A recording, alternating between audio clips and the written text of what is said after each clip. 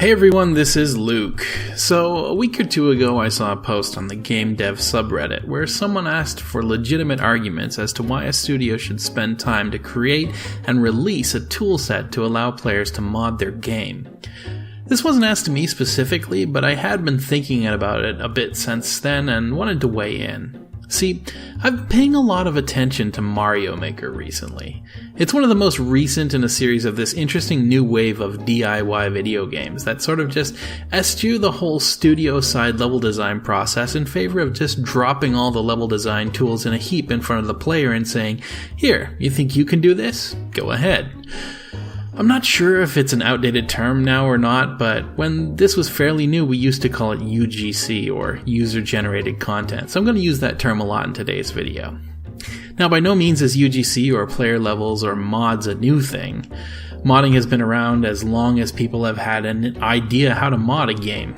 Even way back as far as the year I was born, two guys named Doug McRae and Kevin Curran started a company called General Computer whose entire purpose was modding. Although they did it the old school way, through hardware. And through their mod work, they were the guys who originally made Ms. Pac-Man and various other vast improvements on existing arcade titles of the day. And players have had the benefit of toolkits for ages as well. We didn't have to spend time poking at semiconductors for long. There have been level creation tools all the way back to the mid-80s with Boulder Dash Construction Kit or the Bard's Tale construction set in 1991. And the extremely robust Unlimited Adventures set for the old Forgotten Realms games based on the D&D setting of the same name. It was, however, with games like Doom that modding really started gaining traction with the general gaming public. My first real experience with it was back when I was in school and I saw the Aliens TC, or Total Conversion of Doom, which was made in 1994 by this guy named Justin Fisher. It was a big deal, of course, not only because it was aliens, which would have been reason enough, but because of the innovation of the mod in general. The way that the aliens could emerge through a wall and wreck your shit, but felt like it should be that way, you know?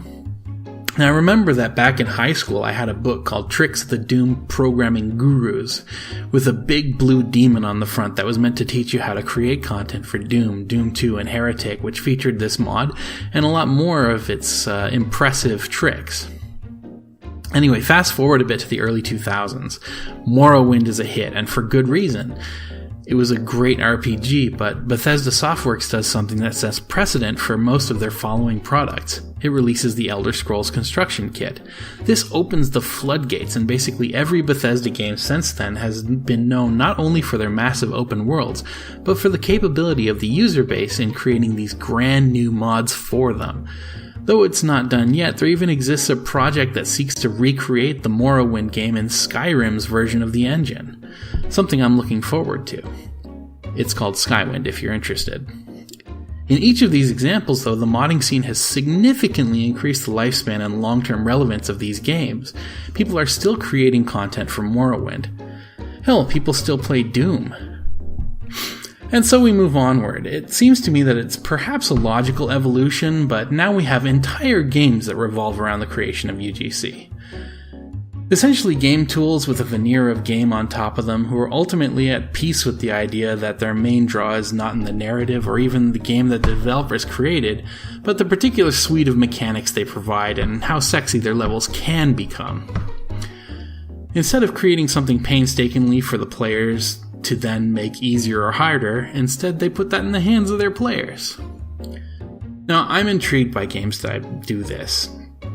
It's a really very smart business decision because it solves two major problems in the process of creating a game, especially a platform, which these games so often are, which are the issues of sustainability, or replay value, and player engagement. Obviously, the most valuable thing this does is take a lot of pressure off the developer to create a ton of really interesting levels for the players to enjoy prior to cracking into the UGC. Though I feel like I should quantify that the most successful ones, like Super Meat Boy for example, come with a lot of levels right out of the box. In the case of Super Meat Boy, UGC is much less of a focus of the game, as its extreme difficulty and legendarily solid control, for example, though it has full support of player-level creation tools, and some people have done some very interesting things. Player engagement is another side of this coin, as players are no longer a passive participant in the game, but they themselves become content creators, sharing their creations with others and typically receiving reviews of their levels from other players. This really is the genius of this sort of business strategy. Not only are players enjoying your game, but they have personal investment in it far beyond that of users who have, for example, even paid for vanity items in a game with microtransactions. A fairly sizable chunk of successful platformers that come out these days lean on this sort of crowdsourcing of level creation. It may not have been the first, but I'd venture to say that the title that really popularized the inclusion of UGC to the point that level creation aspect became a central mechanic of the game was Media Molecule's Little Big Planet on the PlayStation 3 back in 2008. And I gotta say, they spoiled us. It may not be Redstone and Minecraft maybe, but Little Big Planet led to some astounding creations, even from the first installment.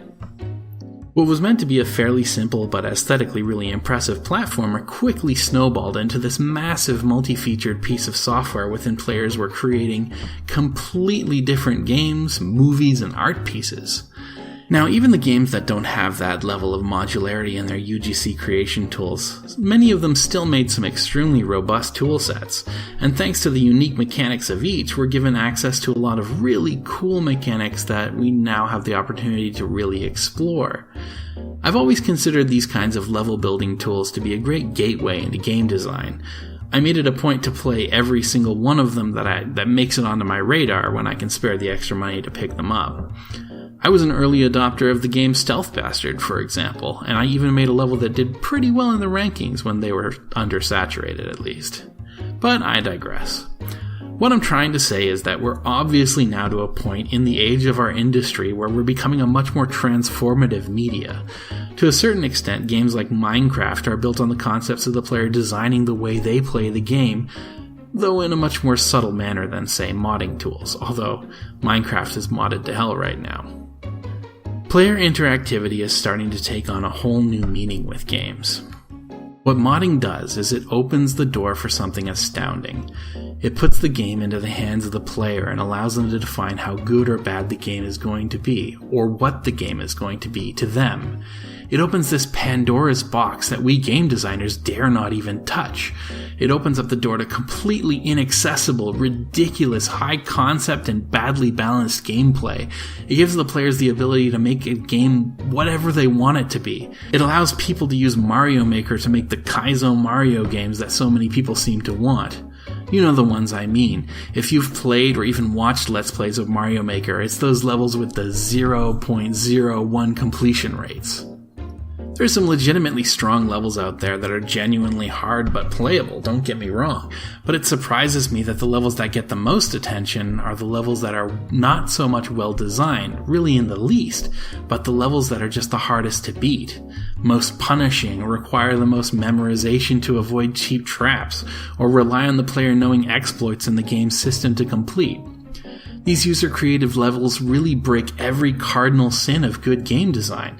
They telegraph nothing, they punish the player, they're inherently unfair, and it's impossible to beat them typically on a first try, no matter how skilled the player is.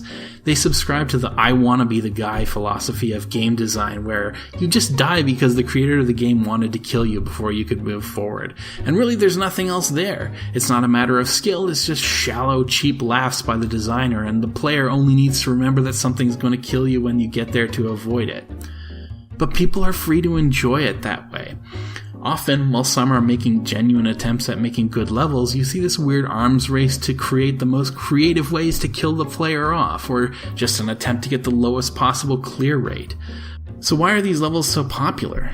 Well, there's the obvious likelihood that there's a feeling of accomplishment that can be gained by a player completing a supposedly impossible level, and those levels are also memorable, so maybe there's something in it, but it flies in the face of convention, and there's no good reason really that these levels, which really nobody should want to play except perhaps for bragging rights, should be enjoyed at all. And that's why we won't really do it as game designers, but people actively seek them out, and thanks to UGC we can finally offer that. See, it's this massive, beautiful, terrifying mess, and aside from the obvious benefits of player engagement and benefits to longevity, we as designers can also learn a lot from these user-created nightmares. There's a word in Japanese, It's hammeng kyoshi. Generally speaking, it refers to a literal teacher or instructor who you learn what not to do by observing.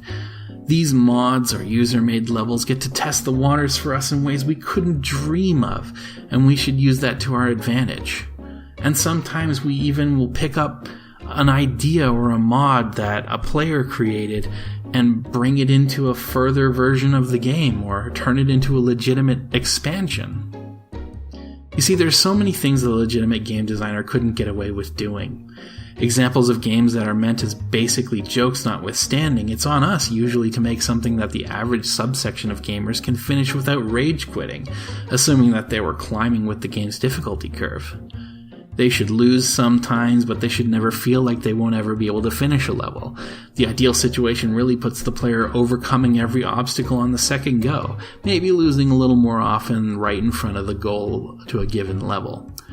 We can innovate, but we need to be the dad or the mom to challenge without genuinely competing. Players get to be the crazy uncle that'll body check a kid to get a touchdown. You see, gamers are willing to accept a challenge. Gamers are willing to accept bad design as long as they're in on it. And modding out the vanilla game that we create is the perfect delivery system for this.